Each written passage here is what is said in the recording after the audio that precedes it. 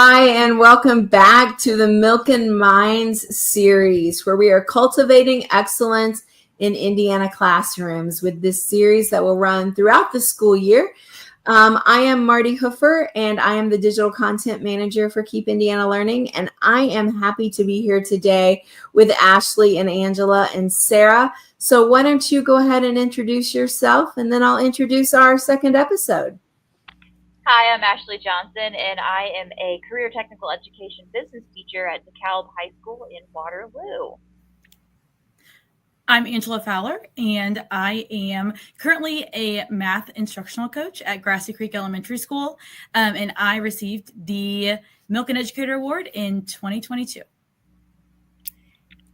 Hello, I'm Sarah Powley, and I'm a recently retired high school English teacher and instructional coach for grades 6 through 12, all disciplines. And I spent my years in the classroom and as a coach with the Tippecanoe School Corporation. Awesome. Well, we are so glad to have the three of you today. So Milk and Educators, these are top performing teachers, principals, or education professionals who are recognized for excellence in education and leadership. They are selected through a confidential process. The Milk and Educators receive the prestigious Milk and Educator Award, often called the Oscars of Teaching, for their innovation, dedication, and ability to inspire students and colleagues alike, which is what you're doing right here with this series. The educators become part of a national network of change makers committed to shaping the future of education. And specifically, the Indiana network of Milk and Educators are coming together with a mission to connect, inspire, and sustain Indiana educators. So here we are with episode 2. This is From Passive to Passionate, Cultivating Motivated Learners. What a job. What a job I love that word cultivate. It's a very intentional verb, cultivating motivated learners. So today we're going to talk about helping teachers turn students into excited, self-motivated learners. You'll learn simple hands-on ways to spark a love for learning, creating a classroom where kids are curious and eager to get involved. Because once you can find that spark, frankly, our job gets a whole lot easier as educators once they're curious. So I'm going to start with a question that I would like all three of you to answer. You can decide what order you go in. But what does a motivated learner look like in your own classroom or in classrooms in general, depending on how you want to answer that? But basically, I'm asking you to define motivated learner. So at the high school level, with our different class periods, students coming in, a motivated learner, basically they are getting their stuff out and they are starting before the bell even rings. I have students there. They go grab everything they need. They get started. They start asking questions. What are we doing next? Is this ready to go? And before we even have class started. Yes.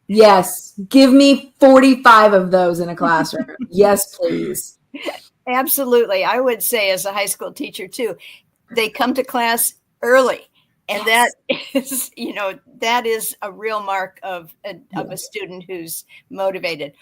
And then they stay on task throughout the class period. Mm-hmm. Mm-hmm.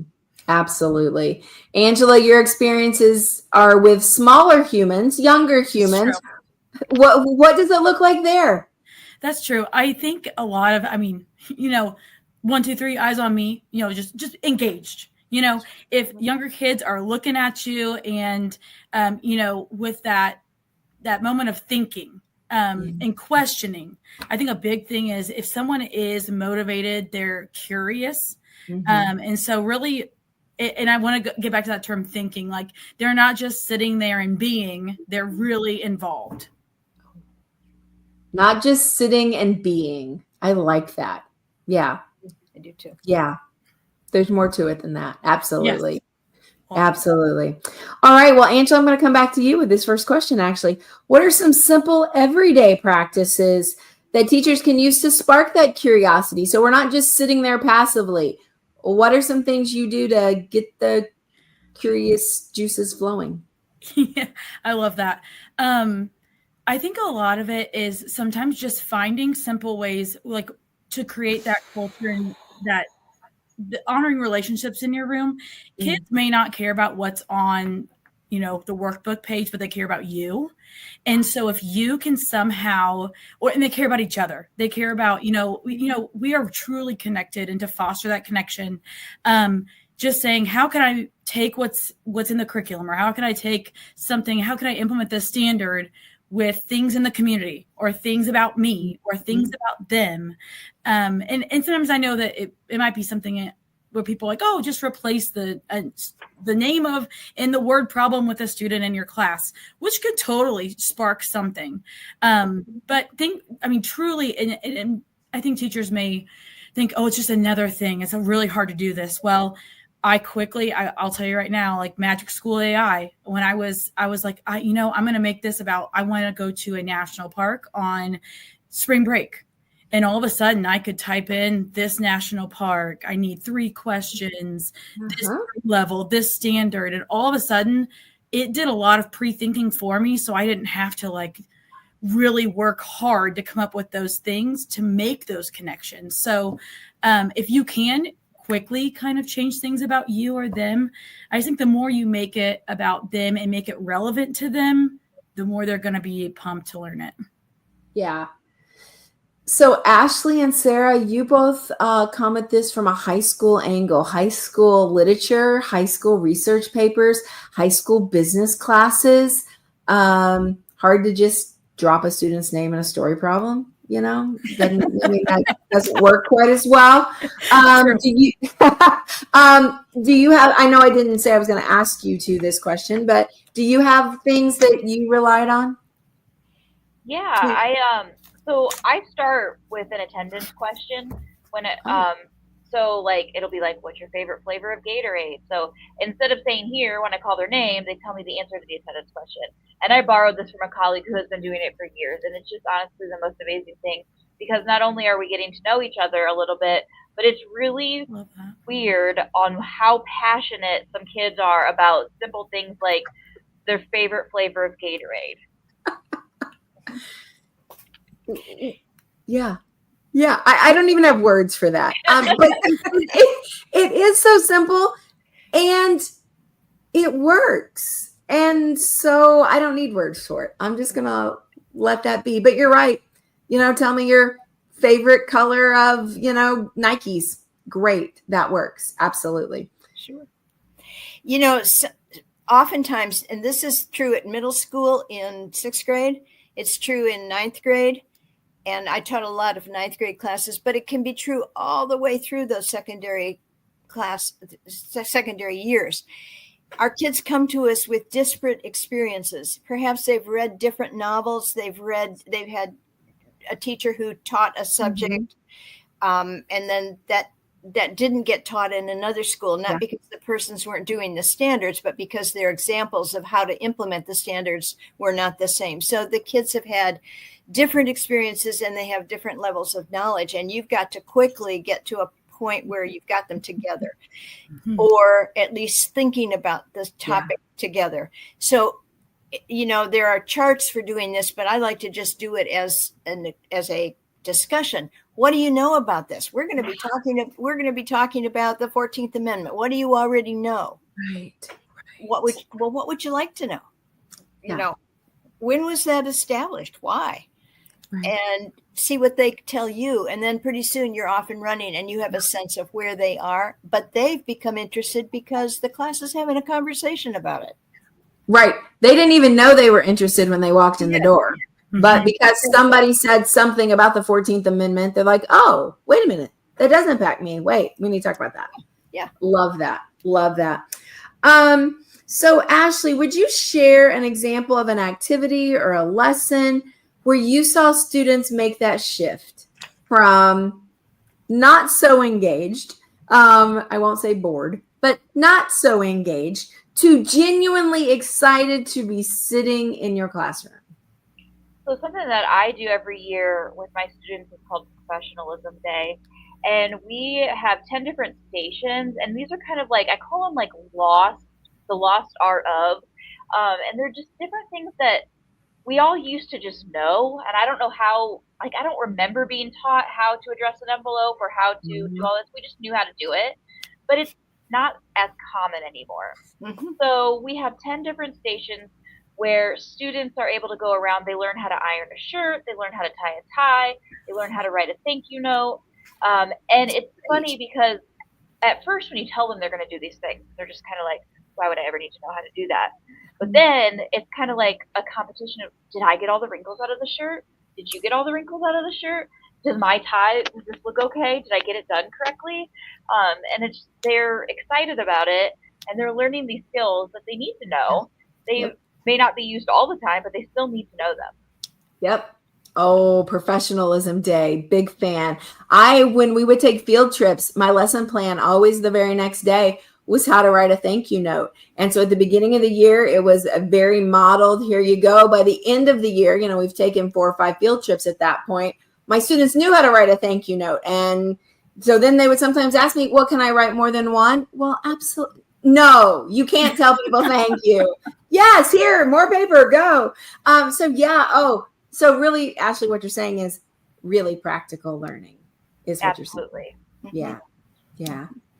Sarah or Angela, you want to add anything? Well, one of the things I used to do, again, this is a variation on the discussion that engages.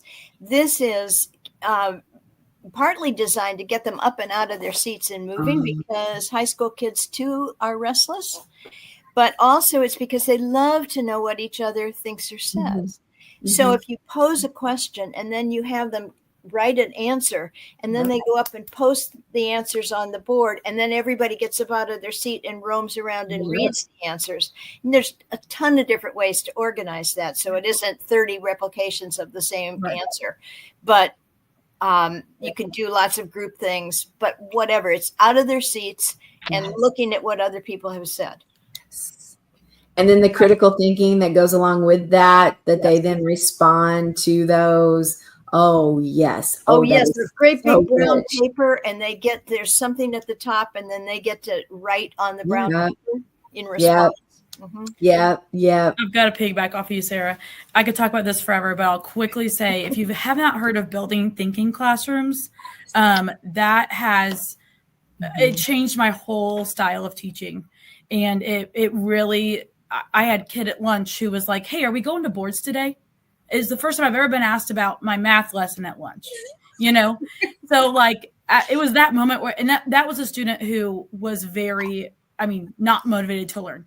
So going from, I was doing a very I do, we do, you do model, which again has a time and place, and all kids had their own individual whiteboards sitting at a carpet, and again was working fine, but I could just tell that there wasn't a lot of thinking going on in some ways, and just the act of having kids standing, working in groups and sharing their ideas. One of my favorite phrases is, we discovered something. I discovered something. And, and to hear that in your teacher heart, you're like, oh my gosh, it was just, it created, motivated. And that's what learning does. Whenever you learn and get excited, it causes it spirals. So, so I will put in the show notes a link to a playlist we have, kind of a introduction to building thinking classrooms. One of my colleagues, Jeff Harker, he's a former math teacher, has done lots of learning and thinking about the building thinking classrooms approach. And he has some like intro videos. If you want to start dipping your toe in this water, he's talked to some teachers who've done it. He's got video from their classroom so you can see what Angela's talking about. And it is game changing. And don't think it's just math. You could do it in every subject area. Probably takes a little more thinking in some of the others, but it could totally be done. So I will drop that in the show notes. Sarah, this question's for you. How important is teacher enthusiasm for cultivating student motivation? And I'm going to ask a question that's not on my paper. What if you're not so excited about standard that you have to teach? So, because I'm assuming you're going to say teacher enthusiasm is important. I could be wrong, but maybe I think that's what you're going to say. But what happens when the enthusiasm isn't there? So if you'll tackle both of those questions, Thanks for letting me put you on the spot. That's okay. Well, first of all, guess what? Teacher enthusiasm is important. and it's absolutely fundamental. You are a mirror. If you're bored, they're bored. There's no question about it. So what happens if you're confronted with something that's really boring? There are a couple of things to do. One of those things is like, suppose it's a book. You've got if you're a high school English teacher, you've got a list of books that you could teach and you hate one of them. Don't teach it. You don't have to pick the book that bores you to tears or that you really dislike. Pick one you love, because then that love will show. That's the first thing. A second thing you can do is find a way to turn it around so that it's an interesting approach, perhaps be making it more student-centered. For example, everybody loves English grammar, right? Of course. And so you've got to teach it. So you absolutely do. And here's another case where kids are at all different levels. I know, they may have learned about nouns in the 3rd grade, but in the 9th grade, they still don't know about nouns. Yeah. So what are you going to do? So what about if you created student choice in this and found a way to make it so that students progressed at their own rate? Oh, imagine that concept. So how about, what I used to do was go through the textbook and I would take the grammar exercises, I would take the grammar skills one at a time, order them, and build in some tests and some quizzes to show competency. And then I would put the teacher's edition with all the answers right out there. Kids would take the little quiz, they'd come up, that's in the book, they'd come up, they'd look at the answers, self-check, and then move on to the next thing. When they began to get a group of kids who didn't understand a concept, that got stuck, that's when it moved to small group learning. And I would work on pronoun antecedents with those kids that didn't get it. The others were moving along at their own pace. I'd get them at some other point, at some other problem. But if you could find a way to put the learning into the kids' hands, I think it'll take some of the boredom out of something that isn't very exciting. But your dogs are very excited. He's excited about pronouns. I'll piggyback on Ashley, what about you?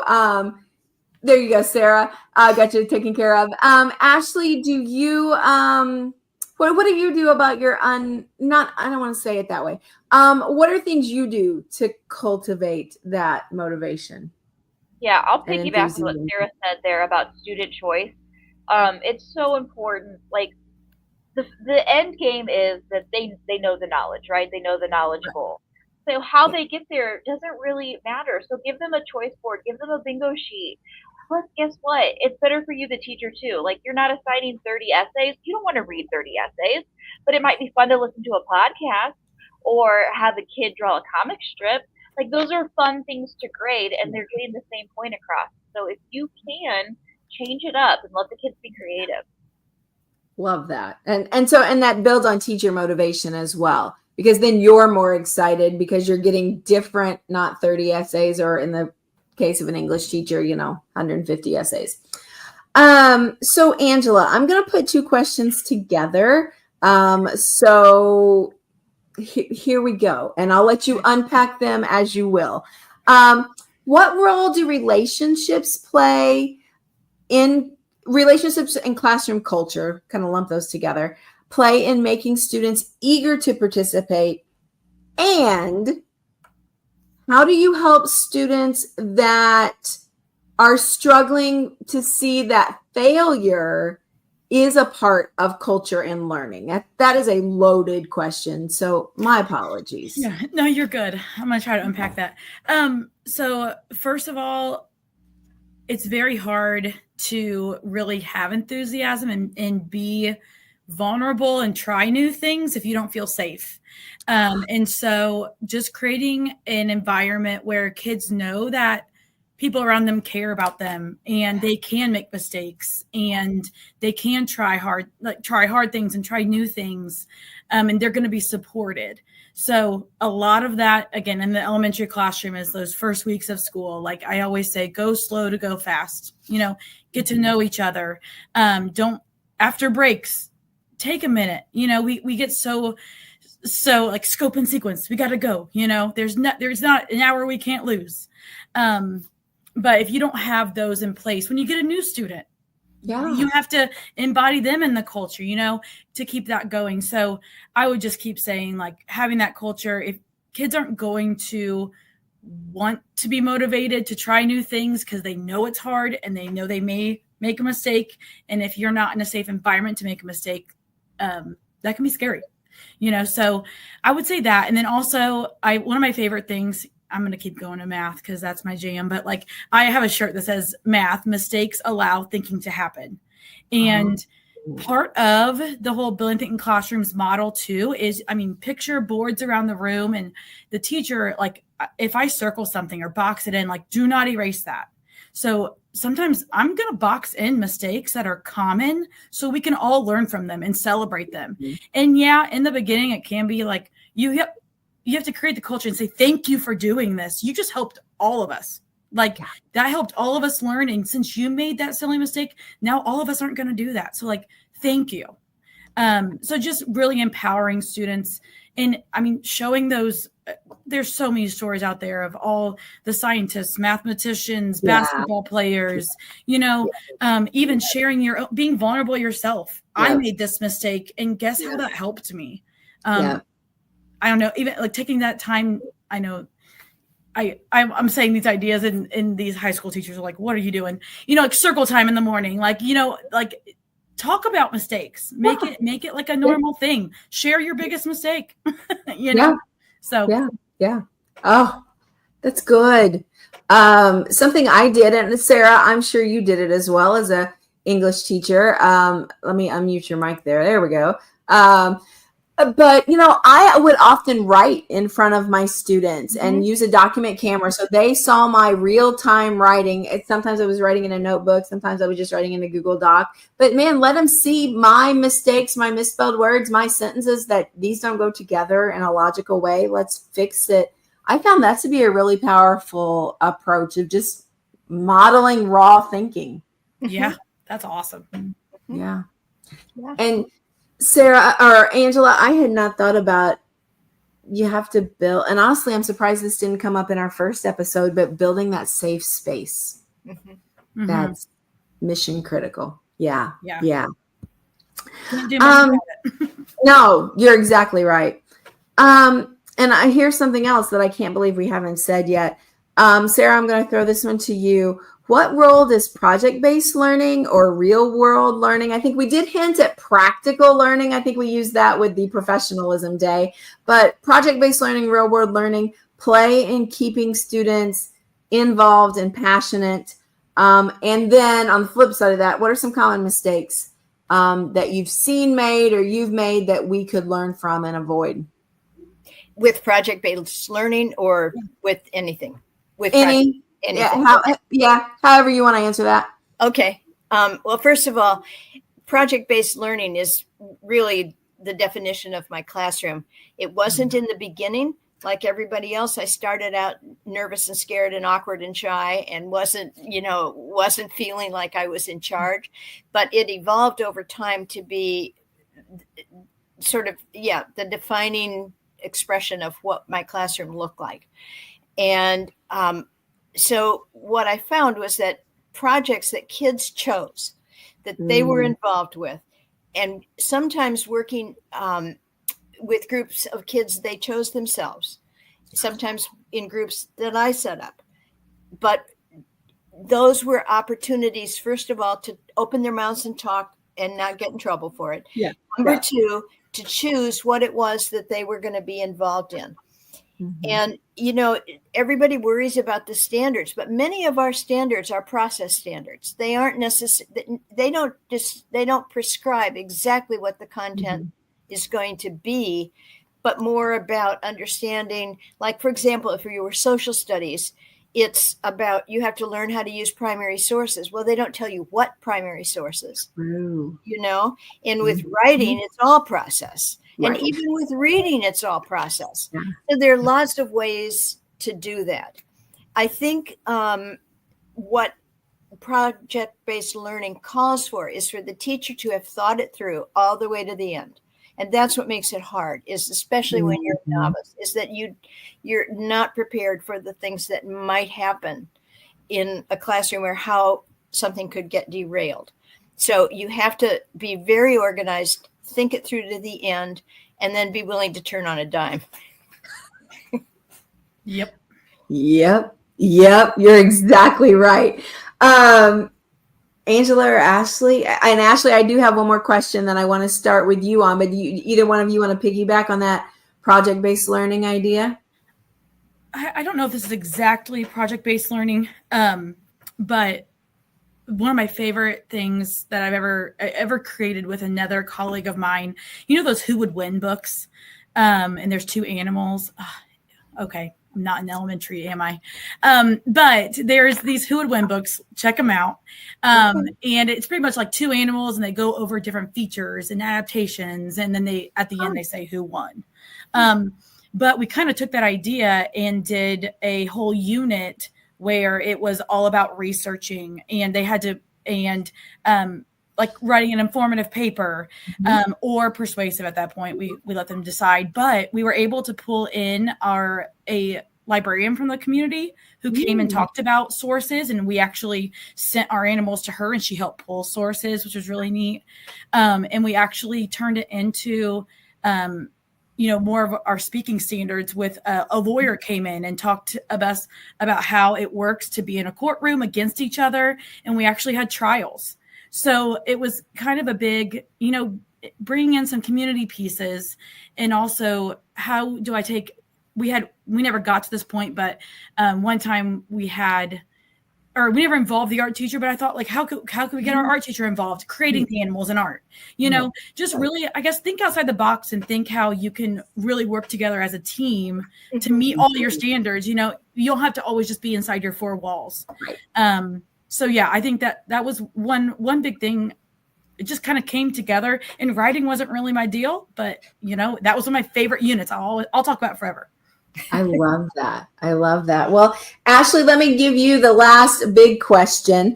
How do you prevent student motivation from being driven only by rewards or grades? And it's interesting to me that we're, half an hour in and we haven't talked about external, any kind of sticker charts or whatever. But because rewards and grades are motivators, but how do we keep it from being just that?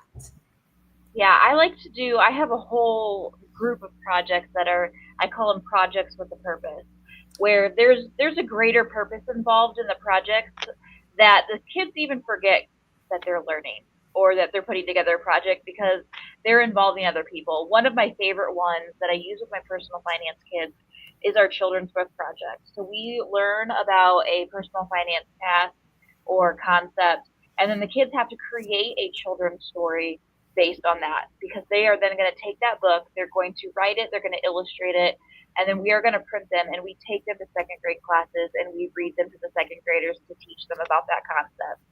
So they are now not thinking, what grade am I going to get on this? They're thinking, I need to put something together so that way second graders don't make fun of me. That's harder than the grade, is so that I'm not made fun of or shown up by a second grader. Absolutely. Yes. That's hilarious. Oh, I love that. And I'm sure the second grade teacher then also loves that. And and then you're getting into the writing and the speaking and listening, and there's so much good stuff on top of the personal finance learning that's going on. Absolutely. Yeah. All right. We're going to end this episode just like we ended our first one. You get 2 or 3 sentences. What is your go-to tip for re-energizing a class that feels disengaged? They've just tuned you out. What's your go-to strategy, whether it's one you can implement right that class period or it has to wait until tomorrow or the next week? What's your go-to? And I'll let you guys decide what order you go in. Okay, I'll pop in real fast. She got me. Oh, I'm sorry. No, you're good. Go, Sarah, go. Okay. Ask the kids.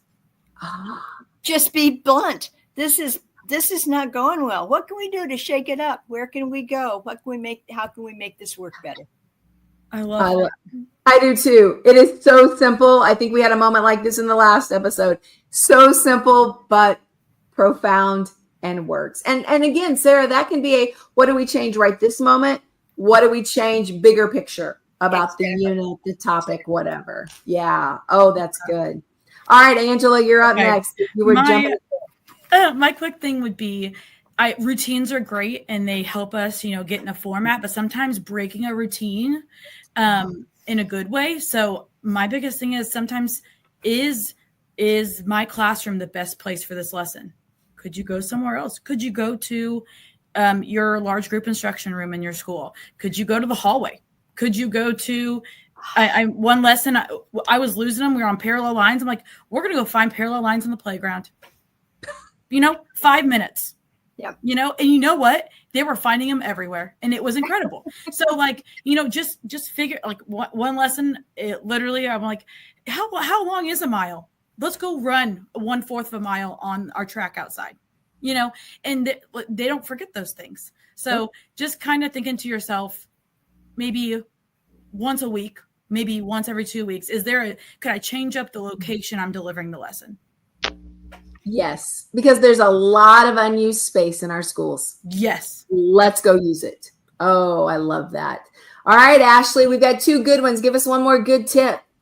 You as the teacher have to be excited. You have to be excited about it because if you're, like Sarah said earlier, if you're bored, they're bored. So make sure you're doing something that you like because your excitement they're going to feed off of that. Yeah, I completely agree. So what a fantastic episode. Ladies, thank you again. And to our viewers, here is the Indiana Milken Network email address. You can email them, and not only these 3, but other Indiana Milken Award winners are ready to be a help to you. You've got an idea, you've got a wonder, you've got a curiosity, reach out to them, and I bet you find someone who can easily or readily answer that question. So feel free and please use this resource. Like I said, I will put in the show notes a link to that Building Thinking Classrooms playlist. So if someone's curious about that. And we are so thankful to the 3 of you for your time in this episode. And our November episode is creating the ideal learning space. Ooh, what a great segue that was, Angela, that you said, yeah, thank you.